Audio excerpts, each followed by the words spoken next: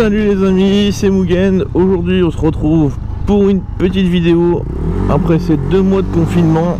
Alors, moi j'ai pas été en confinement parce que j'ai dû travailler, mais bon, après ces 2 mois de confinement, ça fait plaisir d'enfin pouvoir vous retrouver, pouvoir refaire des vidéos. Donc là c'est un petit peu une vidéo entre guillemets reprise parce que ça fait peu de temps qu'on nous permet de pouvoir se redéplacer comme on a envie.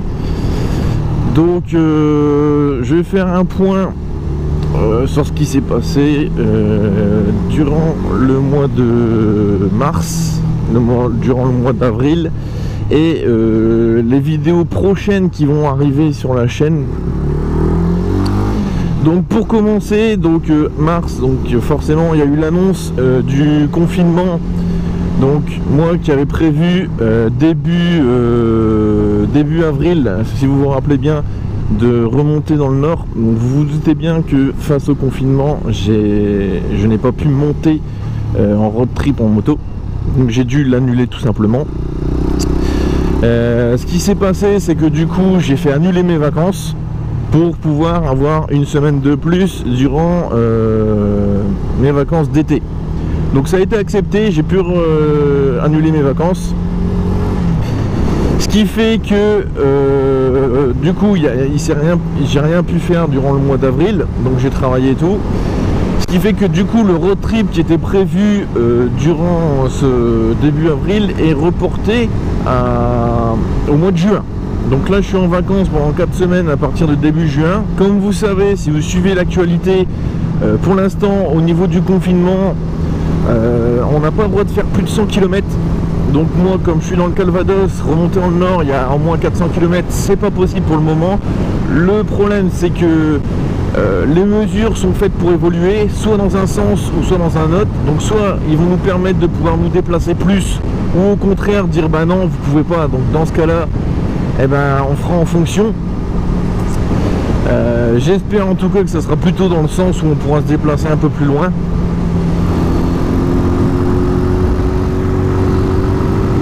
Donc pour l'instant c'est parti pour dire que je remonte au mois de juin, donc début juin. Alors peut-être pas dès la première semaine parce que comme ils vont faire les annonces sur cette semaine là, ce sera sûrement vers la fin de la première semaine que je risque de monter. De toute façon je verrai en fonction du temps, parce que moi le but c'est pas de monter sous la pluie ou du vent ou des choses comme ça.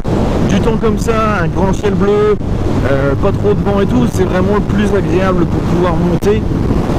Donc ce que je vais faire, c'est que je monterai durant un temps comme ça. Et à la limite, comme je suis sur Facebook et tout, on s'organisera quelque chose sur place. Il faut savoir également que sur place, je vais tester la nouvelle Mike Power Air Stunt 15 chevaux. Donc pour l'instant, comme je peux pas monter, ça ne se fait pas. Mais si je peux monter, j'irai directement au siège social de Mike Power pour la tester.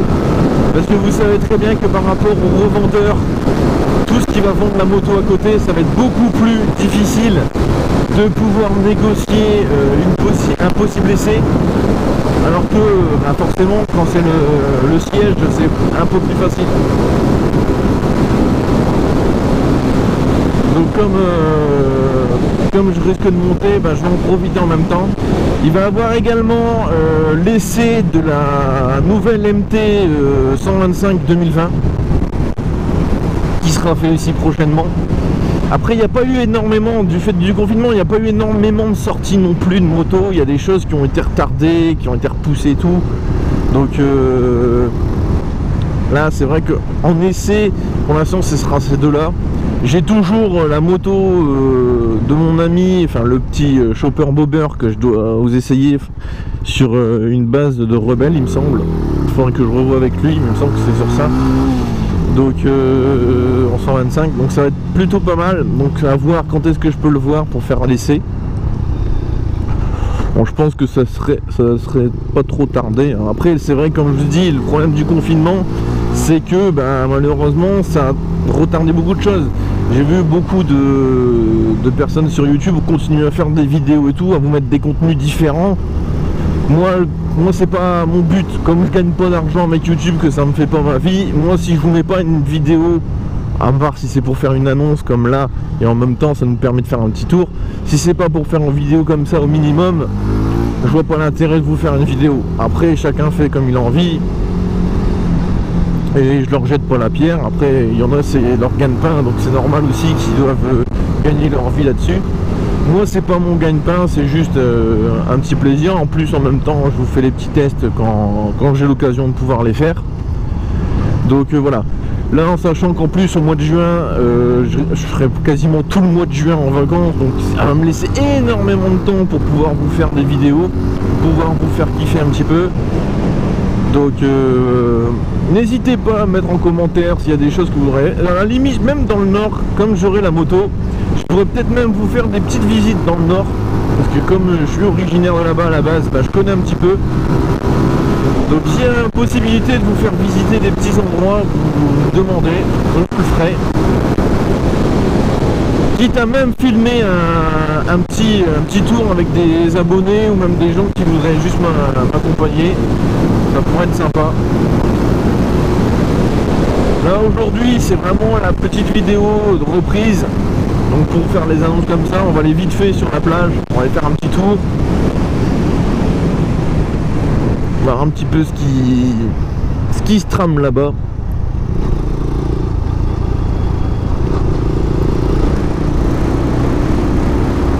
En tout cas ça fait vraiment plaisir de pouvoir refaire de la moto après tout ce confinement où on n'a pas pu sortir. On pouvait sortir mais avec des attestations, des trucs comme ça, et puis je me voyais mal sortir avec une attestation de boulot pour faire un tour de moto quoi. Donc comme moi j'avais le droit de sortir par rapport au travail, je me voyais mal l'utiliser à mauvais escient, surtout un dimanche ou des trucs comme ça. Donc là c'est vrai que depuis le 17 mars, la moto, j'étais pas monté dessus. J'ai juste fait tourner un petit peu pour dire que la batterie s'use pas trop, parce que c'est vrai que 2 mois sans rouler, j'avais fait le plein d'essence pour éviter justement que ça nique pareil le réservoir, parce que rester avec un fond d'essence c'est pas bon non plus. Donc voilà, là c'est vraiment pour le plus pur plaisir de pouvoir retourner dessus, en plus avec un beau temps. Et je vous dis, il faut vraiment qu'on croise les doigts pour ce déconfinement entre guillemets total, parce que franchement là c'est encore un déconfinement partiel, hein. On peut pas encore se déplacer comme on veut, donc c'est pas évident. Là, ce qui est bien, c'est qu'en même temps ça me permet de pouvoir vous tester, enfin je teste en même temps mon petit top case, donc ça pour l'instant il tient bien. J'ai pu faire des petites pointes et tout avec, ça a tenu. Bon après il est chargé, il est à vide là hein, forcément, il n'y a pas encore les affaires dedans, mais bon je pense que ça devrait pas changer grand chose. Par contre je m'attends quand même à une sacrée épreuve avec la... Alors attendez, je vais pas... Bon on va suivre le centre-ville et puis c'est tout. Après le truc que je m'attends, c'est surtout parce que je vais avoir, je pense, quand même 5 heures de trajet, 5-6 heures selon les arrêts que je fais et tout, parce que là pour vous dire plus ou moins le chemin que je vais faire, je l'ai déjà plus ou moins en tête. Je vais aller par Lisieux, je vais remonter sur Rouen. De Rouen je vais prendre les petites routes départementales, pas l'autoroute, vraiment toutes les petites routes pour monter jusqu'à Abbeville. De Abbeville après je vais aller sur Arras, et de Arras après je retourne sur le nord par les petites routes, Douai et compagnie. Donc c'est un trajet quand même assez long. Normalement d'après ce que j'ai calculé, je peux faire le trajet complet avec un plein d'essence, mais bon je pense qu'à mi-trajet je vais quand même en faire un pour pas prendre de risques, parce que bon après le but c'est pas non plus de se retrouver avec l'essence à vide arrivée, mais normalement je pense qu'il y a possibilité de le faire. C'est vrai que je pourrais le tenter, mais pour être sûr de son coup quoi. Et là c'est vraiment le but, c'est de prendre aucune autoroute, vraiment passer que par de la petite route, parce que bon, l'autoroute et l'Ayrton déjà, bah, vu que c'est un petit peu un veau, c'est déjà un peu risqué.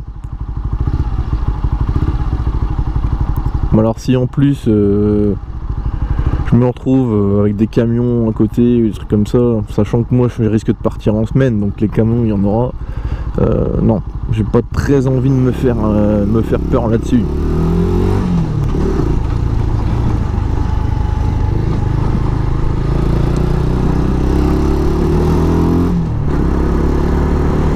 Après, j'ai rien contre le fait de faire de l'autoroute, hein, s'il y en a qui... Mais bon, l'intérêt pour moi après en moto, c'est plus de pouvoir profiter de paysages qu'on profiterait pas en voiture. La voiture, voilà, quand je prends la voiture, si je veux aller quelque part d'un point A à un point B, je vais au plus vite, tac, voilà, je prends la voiture, je passe par l'autoroute, tac. En 125, j'ai pas la même philosophie des choses. Là c'est vraiment la balade, vraiment profiter, voir les petits villages, voir des petits coins et tout que je connais pas, même de base par chez moi, il y a des petits coins que je n'ai pas l'habitude de prendre forcément. Donc là ça me permettra de pouvoir visiter un petit peu. Surtout dans ce coin, dans le coin où je passais, enfin après Rouen déjà en soi c'est déjà pas mal, et puis passer sur... Après peut-être que je changerai mon trajet au dernier moment, je passerai peut-être par la côte pour aller vers Dieppe et compagnie. Alors par contre là, le trajet sera encore plus long, mais c'est vrai que même la côte du côté de Dieppe et tout, c'est assez joli à voir. Et remonter par la suite derrière, c'est vrai que ça pourrait vraiment être sympa. En plus, le gros avantage entre guillemets avec la 125, c'est que déjà de une, ça consomme rien. Je précise que la vitesse qui est affichée, c'est la voiture qui est derrière moi, parce qu'elle arrive toute blinde, mais moi je suis bien à 30 ans. Après, je veux dire, les petites routes et tout, c'est sympa. Après, l'avantage, comme je disais, de la 125, c'est que déjà c'est économique, ça consomme que dalle. En plus de ça, faire des excès de vitesse, ça reste quand même assez compliqué. Même si on peut en faire, c'est quand même très compliqué. Donc c'est vrai qu'on n'a pas la peur de se faire prendre par un radar ou des trucs comme ça. Puis comme on est dans la philosophie balade, on cherche pas la vitesse, on cherche pas ces trucs là. Mais par contre c'est sûr que à côté, oui, il faut un temps impeccable. Parce que oui, vous allez mettre 5 heures de moto, mais 5 heures vous n'allez pas les passer avec un temps de pluie ou des trucs comme ça. Donc par contre je le prendrai quand même sur moi, le pantalon de pluie, parce que je vais pas prendre le risque non plus de me retrouver dans le nord et puis à un moment qu'il puisse flotter et pas avoir le pantalon de pluie, ça serait complètement con. Mais je pense que ça va vraiment être sympa. Petite virée.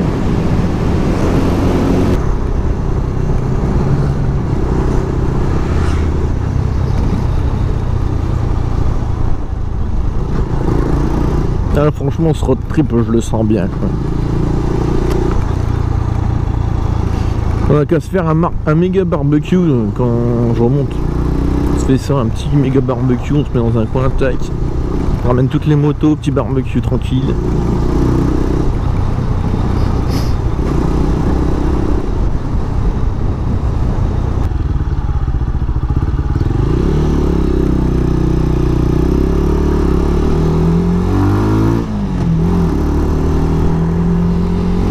J'aimerais bien vous demander un truc à mettre en commentaire pour ceux qui me suivent, parce qu'il y en a sûrement qui ont que de la 125, me mettre les modèles de moto que vous avez pour savoir un peu avec quoi vous roulez.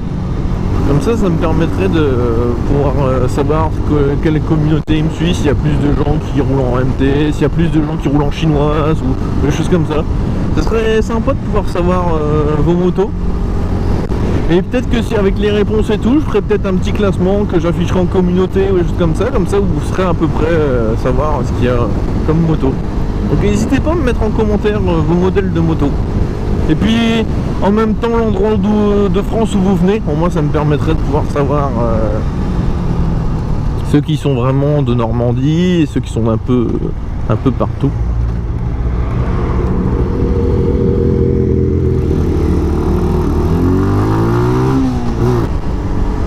Par contre j'ai vraiment hâte quand même de pouvoir tester cette 15 chevaux là.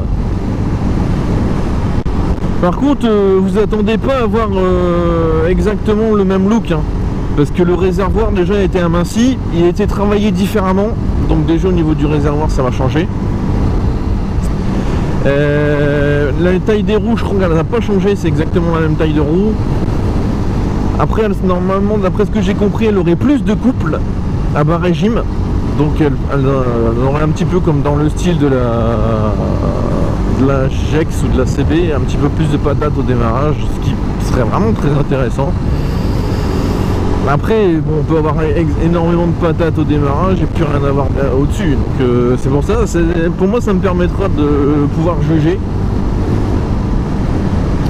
Surtout que je l'attendais énormément cette 15 chevaux parce que c'était un peu le reproche qu'on pouvait faire à celle-ci. Sachant qu'en plus le tarif n'augmente que de 100 €. Donc,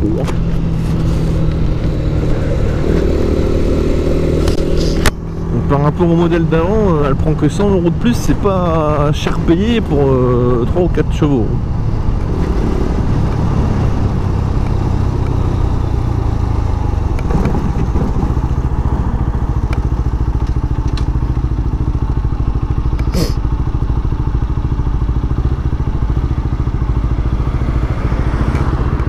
Non, ça va être pas mal. Faire un petit essai.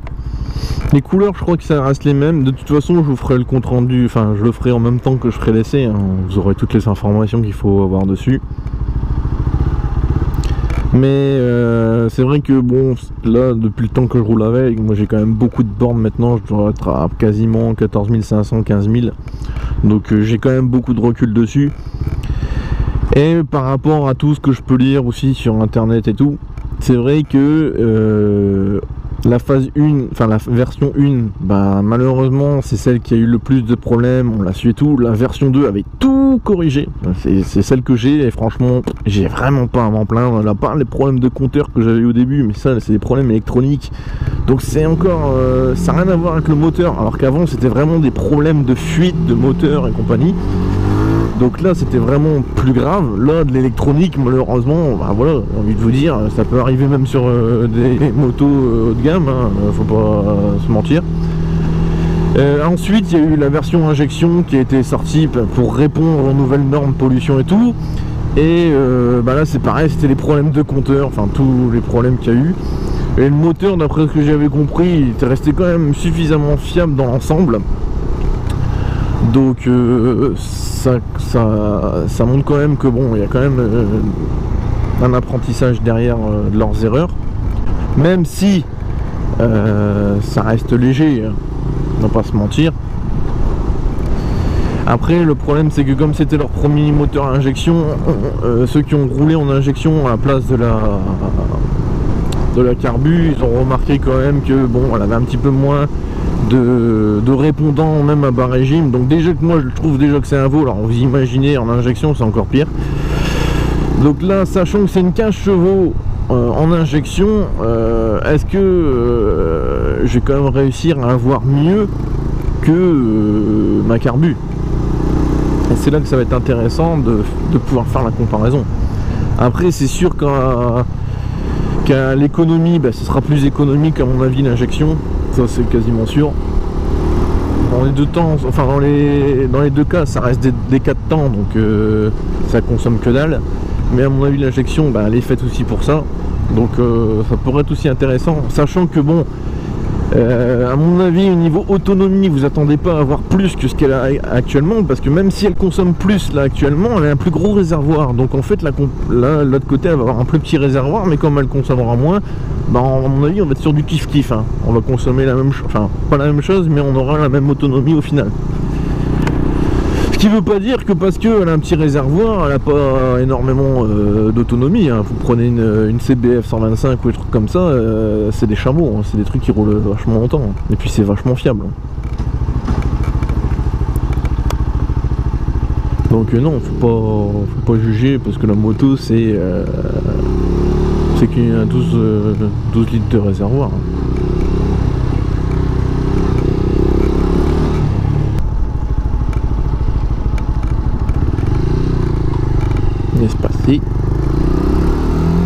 Alors pour tous ceux qui se poseraient aussi la question, ça me permet en même temps de pouvoir poser la question, je passerai pas le permis gros cube. Donc j'ai regardé un petit peu les différentes vidéos qu'il y a pu avoir sur le gros cube et sincèrement ça m'intéresse pas du tout. Il est beaucoup trop compliqué aujourd'hui. J'ai pas envie de me stresser quoi. Je suis déjà de base, je suis quelqu'un de très stressé, mais alors là avec l'examen j'ai même pas envie d'imaginer. Je suis très bien avec ma 125. En plus là je suis en train de faire le maximum d'économies pour pouvoir rembourser mon crédit de bagnole le plus rapidement possible. Donc j'ai pas du tout dans l'intention déjà de passer le permis gros cube, mais en plus de ça en même temps ça me permet de pouvoir vous dire que je ne changerai pas de moto non plus. Que c'est vrai que j'avais dit que si je devais changer de moto, je partirais sur la Honda CB 125R, ce qui aurait été le cas. Franchement je vais pas vous mentir, j'aurais changé pour ça. Maintenant c'est pas dans mes priorités de changer de moto. Là je préfère plus me faire plaisir avec celle-là qui me va très bien, qui est très facile à entretenir. Même si peu de monde veut y toucher parce que soi-disant c'est de la chinoise, alors, faut un moment, faut arrêter aussi un peu de se foutre de la gueule du monde, ça reste de la mécanique toute con. Un moteur c'est un moteur. Alors, à la limite sur l'électronique, je veux bien, parce que ça leur appartient pas à l'électronique. Maintenant un moteur, il n'y a pas 50 millions de façons de faire, surtout pour les Chinois. Donc non, c'est vraiment pour se foutre de la gueule du monde qu'ils n'ont pas envie de faire les réparations. Ça leur appartient pas, ils vous l'ont pas vendu, donc ça les intéresse pas de les réparer. À un moment, c'est imaginez que vous alliez avec votre bagnole de X marque ou j'en sais rien, et que le mec il vous dit, vous allez dans un garage, il vous dit ah bah non je répare pas ça parce que cette marque là j'aime pas, faut arrêter un moment. C'est pour ça que c'est malheureux, mais si vous touchez pas la moto, les Chinois, ben, vous êtes toujours emmerdé avec ça, alors qu'ils savent très bien les réparer. Ouais, vous dites-vous que mon garage moto, mon concessionnaire, à la base, c'est un mec qui vend des vélos. Et il arrive à me la réparer en vendant des vélos. Alors ils vendent des vélos et des 50.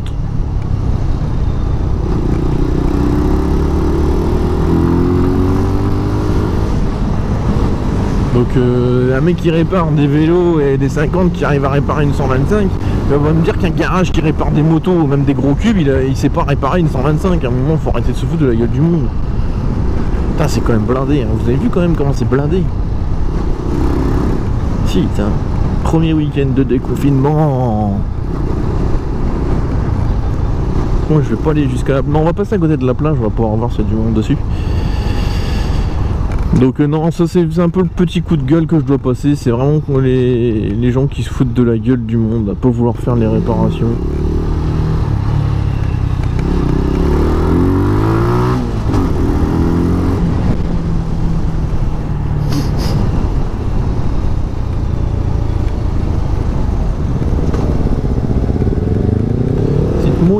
Les petites motos.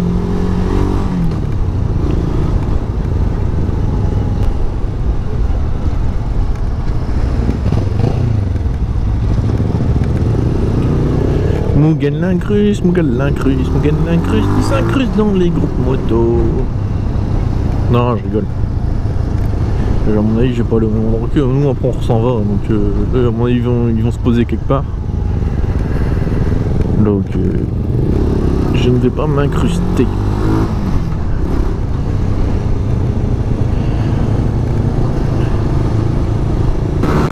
Oh putain.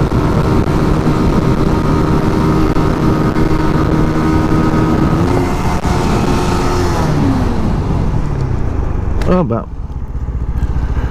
le top case y est tombé.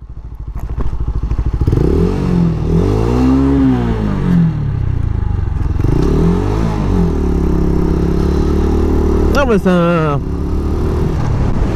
montrera que ça peut tomber quand même. Bon.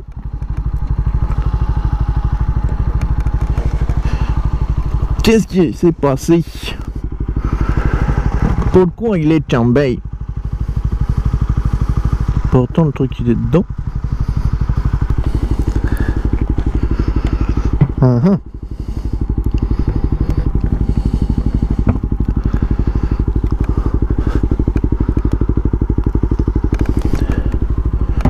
oui. Il s'est complètement dévissé, mais j'ai même plus le truc. Bon. Super qualité.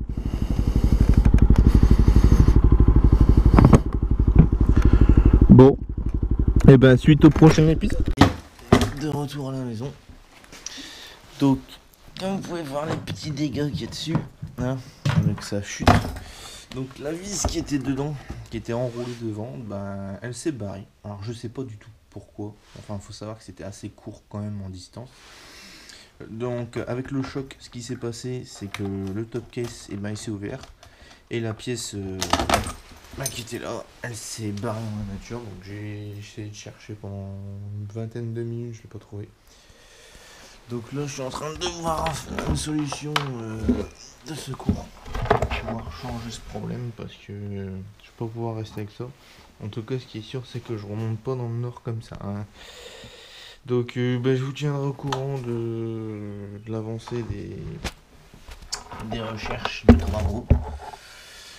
Je pense que je vais sûrement refoutre une autre vis avec un petit boulon pour le tenir, le tout. Je vais refaire un système, je vais peut-être repercer dedans pour faire un deuxième trou par là pour le redurcir un petit peu parce que je peux pas partir avec ça. Donc sur ce, je vous fais un gros V, à la prochaine, allez salut les gars. Tell me pretty lies, look me in the face, tell me that you love me, even if it's fake.